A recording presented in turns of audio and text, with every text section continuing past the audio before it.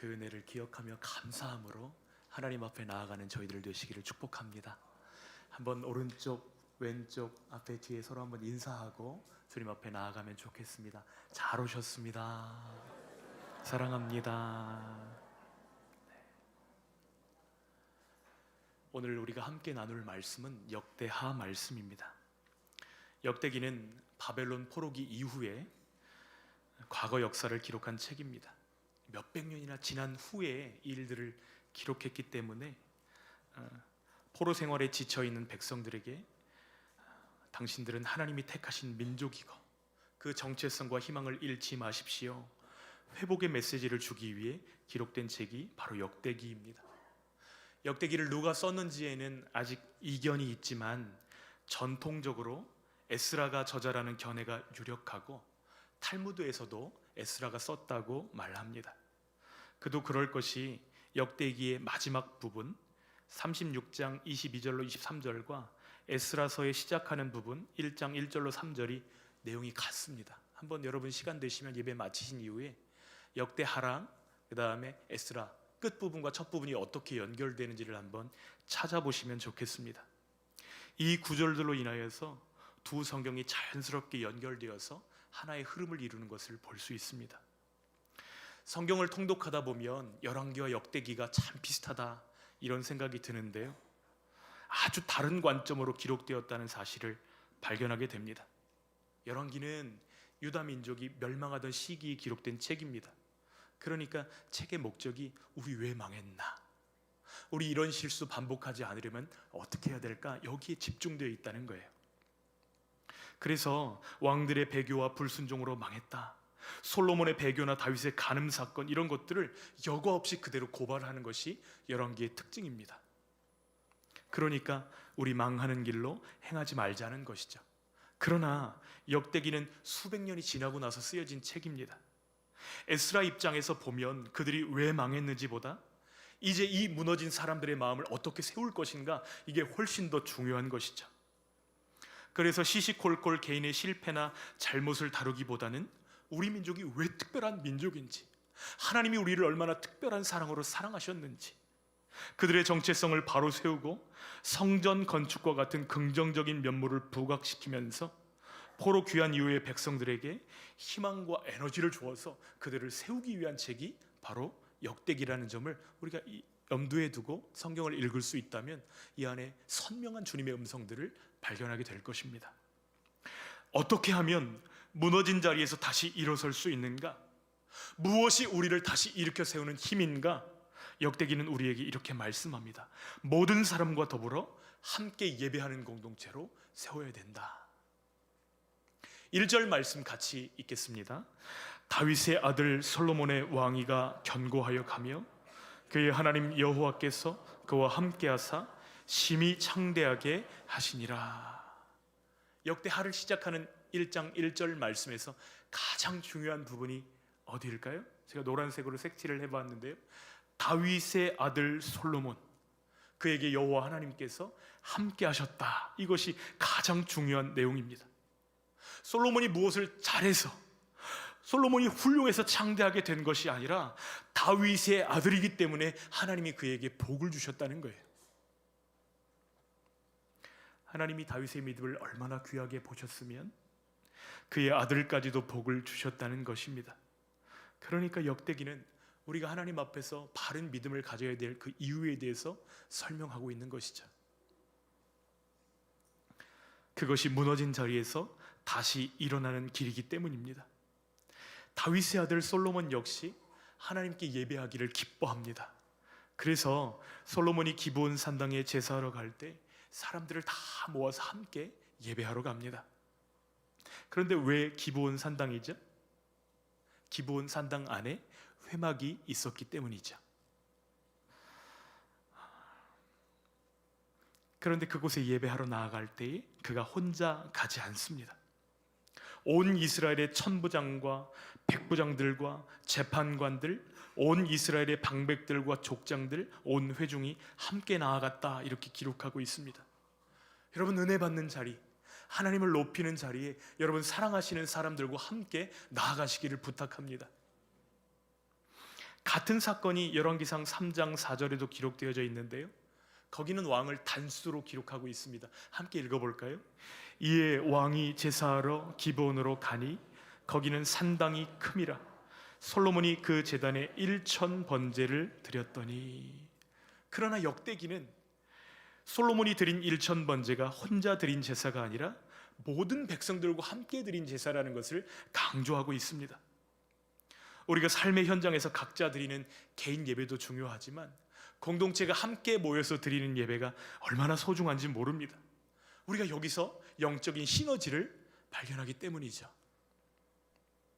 어느 겨울에 한 청년이 청년부 목사님에게 찾아와 말했습니다. 목사님, 저 다음부터는 주일 예배 참석하지 않겠습니다. 혼자 예배해도 예배당에 나와서 예배하는 것보다 더 깊이 예배할 수 있다고 생각했기 때문이죠. 목사님은 그 청년을 불러서 함께 오랜 시간 이야기를 했습니다. 벽난로 앞에 앉아서 여러 가지 대화를 나누는데 정작 주일 예배에 꼭 나와야 된다는 그 이야기는 못하고 시간이 흐르고 있었어요. 한참 시간이 흐른 뒤에 목사님은 벽난로 옆에 있는 집게를 집어들더니 안에 있는 반쯤 타는 그 숯을 꺼내가지고 옆에다 꺼내놓았습니다. 그런데 신기하게도 그 더미 속에서 딱 꺼내놓으니까 금방 새하얀 잿더미가 되는 것이에요. 벽난로 속에 있는 숯들은 여전히 활활 타고 있는데 꺼내놓은 그 숯은 금방 잿더미로 변하는 이 모습을 보면서 한동안 둘이 말이 없이 그 광경을 바라보다가 청년이 입을 열었습니다. 목사님, 죄송합니다.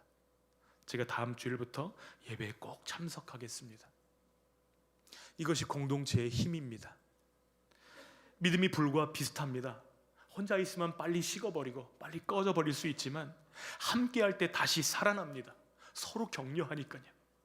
솔로몬이 이스라엘과 더불어 하나님께 예배드린 것은 바로 이런 이유 때문입니다. 공동의 경험이 공동체의 정체성을 만든다는 것을 알았어요. 함께 하나님을 예배하는 자리에 나아가도록 격려하는 것입니다. 여러분, 아이들이 고3이 되고 또 공부해야 되는 중요한 시기를 지나갈 때에 기도는 내가 할 테니까 너는 잠 조금 더 자고 공부 조금 더 해라, 이렇게 하지 않으시기를 부탁합니다. 오히려 함께 기도하는 자리로 나오시기를 부탁합니다. 그래서 이 아이가 믿음의 결단을 청소년기에 배울 수 있도록, 한시라도 어렸을 때 하나님 앞에 기도하는 것이 얼마나 귀한 것인지를 배울 수 있도록 도와주셔야 됩니다. 이것이 다윗의 하나님이 솔로몬의 하나님 되시는 비밀이기 때문입니다. 이런 이야기가 있습니다. 어떤 사람이 지하철을 타고 가다가 한 정거장에 서게 되었습니다. 근데 문이 안 닫히는 거예요. 한 5분쯤 지나도 문이 안 닫히니까 고개를 내밀고 쳐다보는데 그때 갑자기 문이 탁 닫힌 것입니다. 이 목이 낀 상태로 문이 닫혔으니까 얼마나 아파요. 그런데 그 목이 낀 그 아저씨가 하하하 하고 웃는 거예요. 그러니까 안에 타고 있던 학생이 묻습니다. 너무 궁금해가지고, 아니 아저씨, 문이 목에 껴서 아플 텐데 뭐가 그렇게 좋아서 웃으세요? 그랬더니 그 사람이 대답합니다. 저 앞에 나 말고 한 사람 더 있어.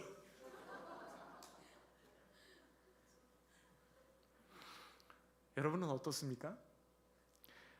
여러분이 어려움 당할 때 함께하는 사람들 때문에 위로받아 보신 경험이 있으신가요?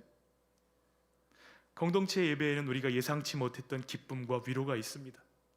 나보다 더 힘든 사람들이 감사하면서 기뻐하면서 하나님의 임재를 구하는 그 모습을 볼 때 우리는 아무 말 하지 않아도 위로를 받을 때가 있습니다. 또 격려를 얻습니다. 이것이 함께 예배하는 유익이죠. 특별히 온 이스라엘의 마음을 하나로 묶는 힘이 예배 안에 있다는 것을 솔로몬은 알았던 것 같아요. 하나님은 오늘도 예배하는 자들을 찾으시고 그들을 통해 일하시는 줄 믿습니다.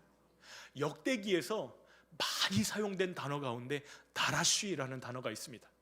다라쉬, 히브리어로 이 다라쉬는 나아가다, 묻다, 찾다, 이런 뜻을 가지고 있는데요, 하나님이 초대 왕 사울을 버리신 이유가 다라쉬입니다. 그가 여호와의 말씀을 다라쉬하지 않고 신접한 자를 다라쉬했기 때문입니다. 역대상 10장 말씀 한번 같이 읽어볼까요? 사울이 죽은 것은 여호와께 범죄하였기 때문이라. 그가 여호와의 말씀을 지키지 아니하고 또 신접한 자에게 가르치기를 청하고 여호와께 묻지 아니하였으므로 여호와께서 그를 죽이시고 그 나라를 이새의 아들 다윗에게 넘겨 주셨더라. 사울이 하나님을 다라시해야 되는데 하나님을 다라시하지 않고 신접한 자를 다라시했다. 그러나 다윗은 대조되게도 하나님만 다라시하는 모습으로 그 앞에 서 있는 것을 보게 됩니다. 역대상 13장 3절 말씀도 같이 읽겠습니다. 우리가 우리 하나님의 궤를 우리에게로 옮겨오자 사울 때에는 우리가 궤 앞에서 묻지 아니하였느니라. 아멘. 그러니까 왕의 본분은 하나님께 묻고 하나님께 나아가서 하나님의 길을 찾는 것이라는 것을 분명히 했던 것이죠. 역대기는 다라시 동사를 기준으로 사울과 다윗을 대조하고 있습니다. 그리고 이제 솔로몬은 누구를 다라시하게 될까, 이것을 예의주시하고 있는 거예요. 우리 본문 5절 말씀도 함께 읽겠습니다. 옛적에 훌의 손자 우리의 아들 부살렐이 지은 놋 제단은 여호와의 장막 앞에 있더라. 솔로몬이 회중과 더불어 나아가서. 여러분, 솔로몬은 누구를 다라시하죠? 하나님만 다라시하는 모습으로 시작합니다. 여러분, 하나님은 우리를 기다리고 계십니다. 우리에게 복 주시기를 기뻐하시는 아버지이시기 때문이에요. 우리가 실수하고 실패해도 하나님께 나아가면 소망이 있고, 우리가 능력이 출중하다 해도 하나님을 찾을 줄 모르면 파멸에 이른다. 이것이 역대기에 관통하는 메시지인 것입니다. 언약궤는 예루살렘에 있고 성막과 제단은 기브온 산당에 있는 상황이지만 백성들을 다 모아서 솔로몬은 예배하러 나아갑니다. 그날 1,000마리의 제물을 하나님께 번제로 올려드립니다. 어느 때보다도 정성스러운 태도로 그 예배로 하나님께 나아가고 묻고 찾고 있는 것이죠.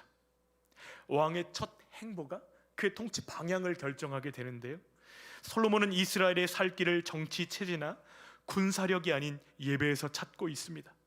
이것이 솔로몬이 부강한 나라를 세울 수 있었던 비밀인 것이죠. 우리도 예배를 생명같이 소중히 여기는 주님의 백성들 되시기를 축원합니다. 솔로몬이 회막 앞 놋제단에 1,000번제를 드린 그날 밤, 하나님께서 솔로몬에게 찾아오셔서 말씀하십니다. 내가 내게 무엇을 주랴? 너는 구하라. 구하는 것 어떤 것이든지 주겠다고 말씀하시는 하나님 앞에 솔로몬은 지혜와 지식을 구합니다. 8절, 9절, 10절 같이 읽겠습니다. 솔로몬이 하나님께 말하되 주께서 전에 큰 은혜를 내 아버지 다윗에게 베푸시고 내가 그를 대신하여 왕이 되게 하셨사오니 여호와 하나님이여, 원하건대 주는 내 아버지 다윗에게 허락하신 것을 이제 굳게 하옵소서. 주께서 나를 땅의 티끌같이 많은 백성의 왕으로 삼으셨사오니 주는 이제 내게 지혜와 지식을 주사 이 백성 앞에서 출입하게 하옵소서. 이렇게 많은 주의 백성을 누가 능히 재판하리까 하니. 솔로몬이 지금 하나님께 무엇을 구하기 전에 그가 기억한 것이 있습니다. 자격 없는 자에게 부어주신 하나님의 은혜입니다. 하나님이 전에 큰 은혜를 내 아버지 다윗에게 부어주셨고 그 은혜를 내가 지금 이어받았다는 것입니다. 다윗에게 주셨던 그 은혜를 기억하고 의지하면서 지금 하나님께 기도하고 있는 거예요. 은혜가 무엇입니까? 자격 없는 자에게 주시는 하나님의 일방적인 선물입니다. 너 얼마나 했니? 너가 한 만큼 내가 계산해서 줄게, 이거 아니에요. 하나님이 부어주시는 것이 은혜입니다. 우리의 조건, 자격 상관없이 하나님이 넘치도록 부어주시는 거예요. 하나님이 다윗에게 그렇게 사랑을 부어주셨다는 것이죠.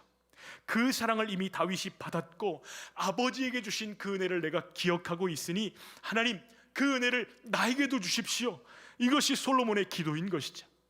우리는 너무나 자주 솔로몬의 지혜만을 주목하고 있는데 그것이 아니라 하나님의 은혜를 기억하고 의지하는 마음이 핵심이라는 것입니다. 재물도 구하지 않고 부도 구하지 않고 장수도 구하지 않고 원수의 목숨도 구하지 않고 지혜를 구했으니까 하나님이 솔로몬이 참 잘 구했구나, 그런 내용이 아니에요. 왜냐하면 솔로몬은 그런 것을 구할 필요가 있어요, 없어요? 부를 구할 필요가 있습니까, 없습니까? 이미 다윗이 다 다 준비해 놓았어요. 원수의 목숨을 구할 필요가 있습니까? 없습니까? 이미 다윗이 다 평정했어요. 평화의 시기를 살고 있습니다. 아버지가 세상에서 제일 부자인데 뭐 하려고 재물을 구할 필요가 있겠어요? 하나님 너무 감사합니다. 하나님이 우리 아버지에게 이미 다 주셨습니다. 제가 그것을 기억합니다. 너무너무 감사합니다. 그런데 제가 아무리 생각해도 이제 저에게 필요한 것은 지혜밖에는 없네요. 이런 고백인 것이죠.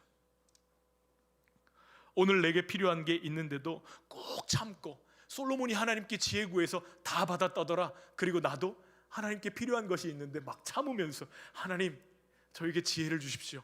이렇게 기도하지 않으시기를 부탁합니다.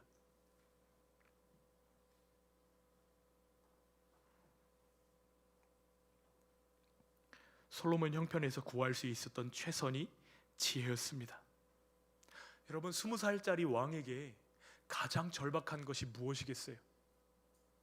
연륜도 없고 지혜도 없고 지식도 없고 나라를 통치해야 되는데 그 어린 왕이 정말 절실했던 것이 지혜와 지식 아니겠습니까? 우리가 기도할 때 하나님 돈이 필요합니다. 돈을 구하는 것은 저급한 기도이고 지혜를 구하는 것은 고급진 기도이다, 이런 거 아니에요. 필요한 것을 구하십시오. 간절히 구하십시오.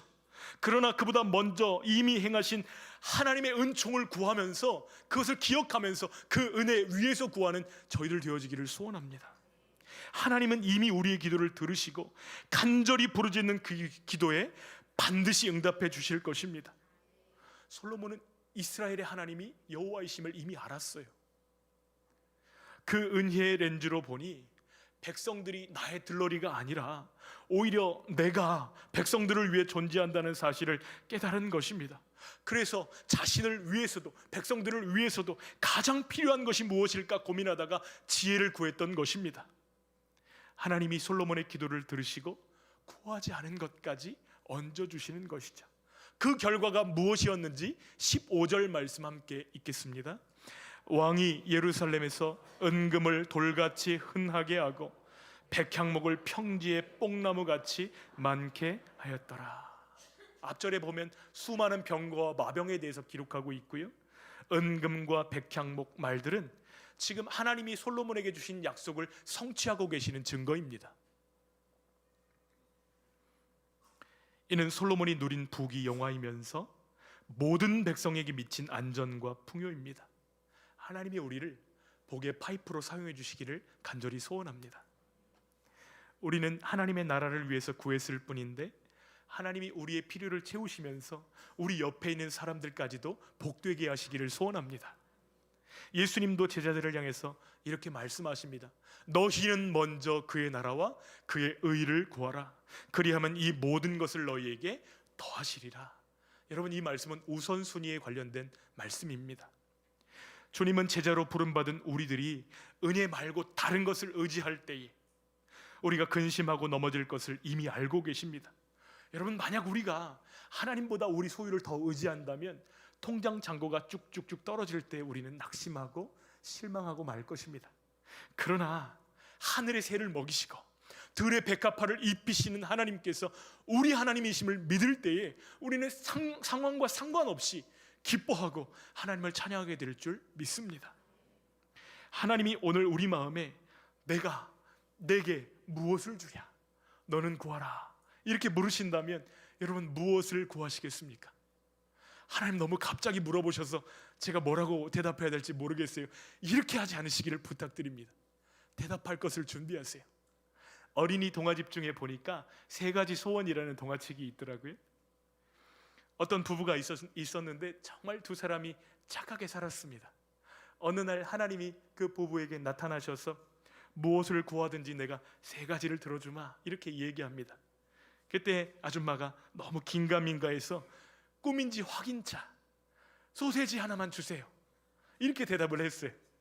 그랬더니 소세지가 생겼습니다.